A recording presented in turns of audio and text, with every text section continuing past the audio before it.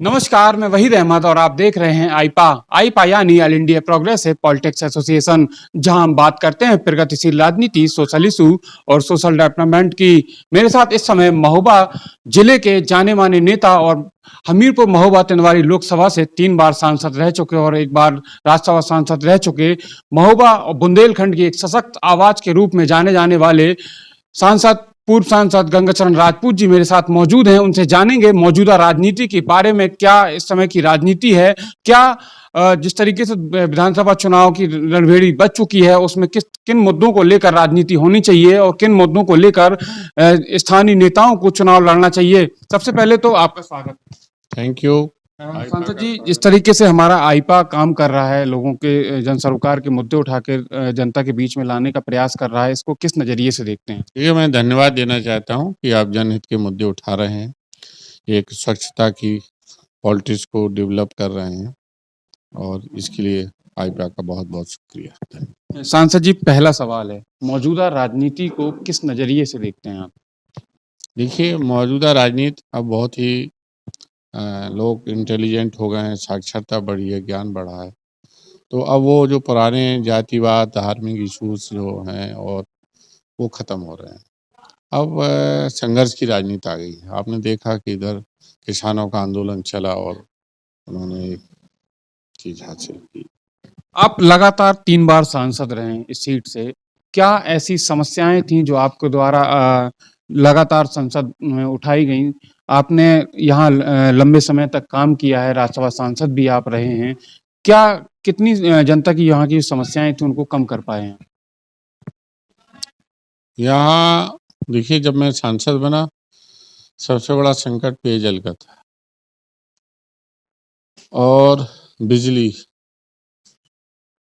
पानी, सिंचाई, तो इन सब के लिए मैंने संसद में आवाज़ उठाई और उसका लाभ मिला कि मेरे ही समय, मेरे सहयोग से ही ये जो मौदाहा बांध है, स्वामी विवेकानंद बांध अधूरा पड़ा था, ये बना।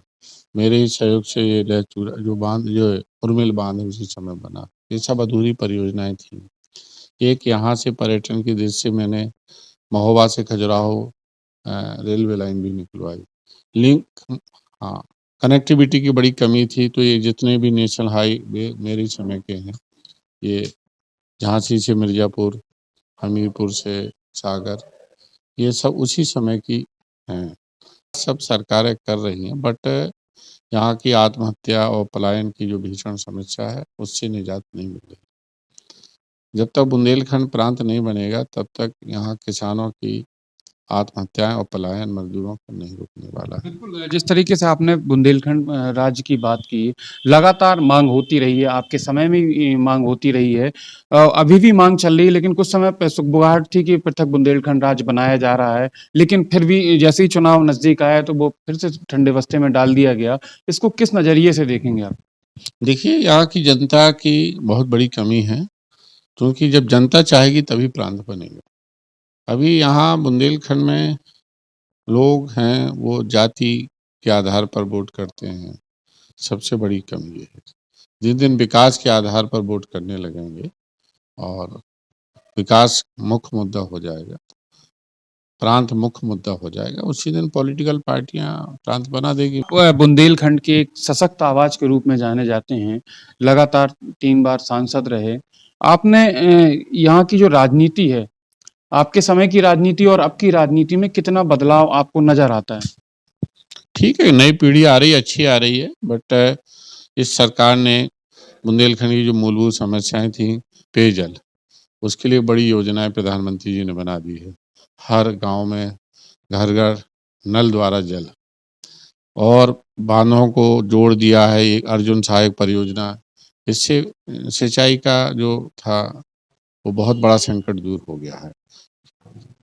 तीसरा जो सबसे बड़ी कामयाबी हुई है बुंदेलखंड को मिली है, बेतवा और कैन का लिंक जुड़ना।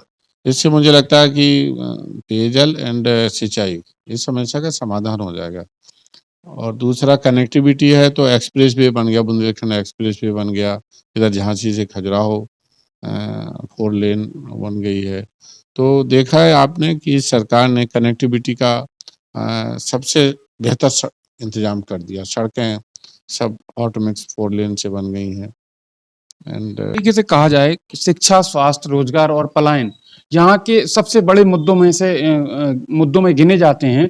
लेकिन पिछली जो सरकारें रही हैं, लगातार जो सरकारें रही हैं, किसी भी सरकार ने यहाँ स्थायी समाधान इन सब चीजों पे की ओर ध्यान नहीं दिया।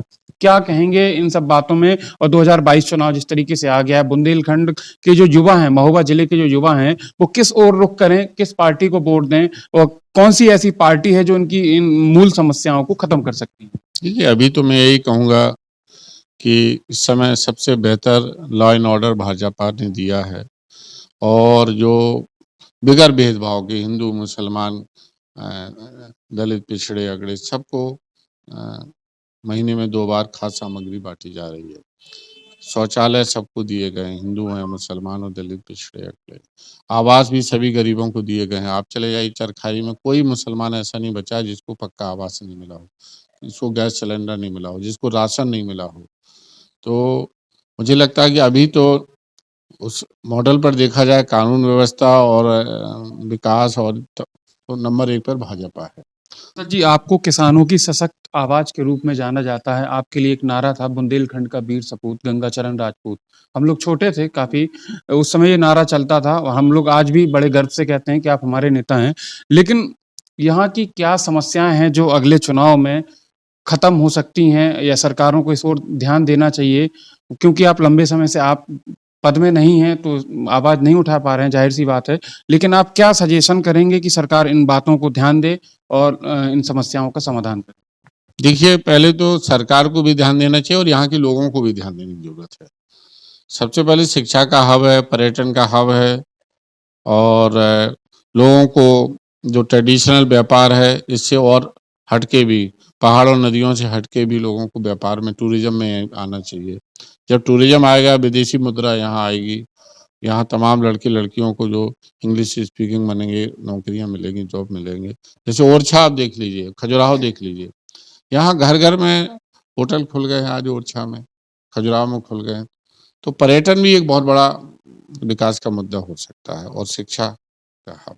बिल्कुल, पर्यटन तो एक यहाँ अपार संभावना है, क्योंकि महोबा जिस तरीके से वीरों की भूमि कहा जाता है, अलउदल की नगरी कहा जाता है, यहाँ पे बहुत जैसे गोरखगिरी पर्वत है, कई ऐसी जगह हैं जहाँ पे अगर पर्यटन के तौर पे काम किया जाए, तो सैलानी आ सकते हैं। तो इस ओर सरकार को किस तरीके से ध्यान देना चाहिए और किस तरीके से बढ़ावा देना चाहिए? ये सरकार पूरा ध्यान दे रही है, हमें अवेयरनेस नहीं है। बुंदेलखंड हेरिटेज पॉलिसी है, बुंदेलखंड में आज होटल खोलिए, सरकार ने कहा उसकी ज़मीन के लिए हम 100% स्टाम्प ड्यूटी एग्जम्प्ट करते हैं। पुरानी हवेलियाँ, कोठे, किले हैं, इनको यदि कोई पर्यटन के रूप में डेवलप करना चाहती है, तो सरकार अनुदान दे रही है, ब्याज में छूट दे रही है 5%। मूल जो आप धन लगाएँगे उसमें भी 15% छूट दे रही है। आप सर्विस टैक्स माफ़ कर रही है, तमाम सरकार ने छूट दे रही है, लेकिन लोग, यहाँ के लोग उसके प्रति अवेयरनेस ही नहीं। यहाँ तो इंडस्ट्री जीरो उसकी लागत की है, कोई टैक्स लेस, माने यहाँ आप इंडस्ट्री डालिए टैक्स ही नहीं लगेगा। लेकिन यहाँ के लोग बस नदी, पहाड़ इससे हट ही नहीं पा रहे हैं, सबका ध्यान नदियों और पहाड़ों पर रहता है। तो मैंने यही लोगों से, यहाँ जो उद्योगपति हैं उनको थोड़ा अवेयर करने की, टूरिज्म की ओर आओ, शिक्षा की ओर आओ। सरकार ने यहाँ कोई कमी नहीं रखी है। उत्तर प्रदेश सरकार ने इतनी अच्छी टूरिज्म पॉलिसी बनाई है बुंदेलखंड के लिए, सब कुछ फ्री है, सब कुछ फ्री है, फिर भी नहीं आ रहे हैं लोग। मैंने अभी चरखारी में हेरिटेज होटल बना रहा हूँ, तो मुझे पता है वहाँ अब बन के तैयार हो जाएगा। आप देखिए तालाबों में वाटर स्पोर्ट्स है, ये इको टूरिज्म है, सरकार सब छूट दे रही, लेकिन लोग देखते ही नहीं है। बहुत ज़्यादा लागत लगाने की ज़रूरत नहीं है। तो मैं जी, दैवीय आपदा पड़ी अभी किसानों के ऊपर, ओलावृष्टि हुई, अतिवृष्टि हुई, किसानों की फसलें खराब हो गई हैं। क्या अपील करना चाहेंगे? मैं यही अपील करूंगा, किसान जल्दी से जल्दी इसके लिए जिन्होंने बीमा, कृषि बीमा कराया है, वो अपना क्लेम करें और मुख्य चुनाव आयोग से मैं मांग करता हूं कि वो प्रमुख सचिव और दैवीय राहत आयुक्त को निर्देशित करें कि महोबा में फौरी तौर पर तत्काल राहत पहुंचाई। किन मुद्दों को लेकर भाजपा अगले चुनाव में जा रही? सबसे बड़ा मुद्दा यही है, राम राज्य। राम राज्य को धर्म से नहीं जोड़ना चाहिए, वैश्य शासन से जोड़ना चाहिए। दैहिक दैविक भौतिक तापा राम राज्य काहू न वै, उसको संपूर्ण विकास से जोड़ना चाहिए। ना किसी को दैहिक ताप हो, ना आर्थिक ताप हो, ना गरीबी रहे, ना भूख रहे, ना बेरोजगारी रहे। ये है राम राज्य। क्या लग रहा है इस बार भाजपा कितनी सीटों से जीत कर सरकार बना? देखिए, मैं बहुत स्पष्ट बोलता हूँ, मैं कभी झूठ नहीं बोलता हूँ, और जिस दल में रहता हूँ मैं उन नेताओं से भी साफ बोल देता हूँ। इस समय तो मुझे जो मैं जहाँ जहाँ दौरा किया है, बुंदेलखंड में तो भाजपा स्वीप कर रही है, 19 की 19 सीटें जीत रही हैं, क्योंकि जो गरीबों का वोट है, जिनको राशन फ्री मिल रहा है, चाहे हिंदू या मुसलमान, लोगों को अंदाज ही नहीं है, वो सब भाजपा को वोट दे रहे हैं। जिनको मकान मिला है वो सब भाजपा को वोट दे रहे हैं। किसान निधि मिली है, महिलाओं को 1,000 रुपए, श्रमिकों को मिल गया सिम, जिन्होंने क्या वो सब वोट दे रहे हैं। लोग सोचते हैं अभी जाति से जोड़ रहे हैं कि इनका वोट उनका, लोगों को अंदाज ही नहीं है। लोग सोचते हैं इतने मुसलमान हैं वो भाजपा, मैं कह रहा हूँ 50% मुसलमान भाजपा को, मैं दावा करता हूँ। आप जाइए, गरीब जो नेता लोग हैं वो अपनी वो करते हैं, आंकड़े लगाते हैं, लेकिन गरीब मुसलमानों में, महिलाओं में एकदम भाजपा का है कि भाजपा हमको राशन पानी दे रही है। 19 में 19 यहाँ बुंदेलखंड की मैं जीत कर आ रहा हूँ। उत्तर प्रदेश में कितनी सीटें? बुंदेलखंड उत्तर प्रदेश में बहुमत पूरी सरकार, आंकड़ा तो मैं कोई वो नहीं है, एस्ट्रोलॉजर नहीं हूँ, लेकिन पूर्ण बहुमत से जो जैसे आए थे वैसे ही आएंगे। ये थे हमीरपुर महोबा टिंडवारी लोकसभा के पूर्व सांसद और राज्यसभा के सांसद रह चुके गंगाशरण राजपूत जी, जो अपने आप में बुंदेलखंड के लिए एक बड़ी शख्सियत के रूप में देखे जाते हैं, जिन्होंने मेरे हर सवाल का बेबाकी से जवाब दिया। अगर आपको हमारा चैनल पसंद आ रहा है तो कृपया लाइक, सब्सक्राइब और बेल आइकन दबाना ना भूलें। महोबा से वहीद अहमद।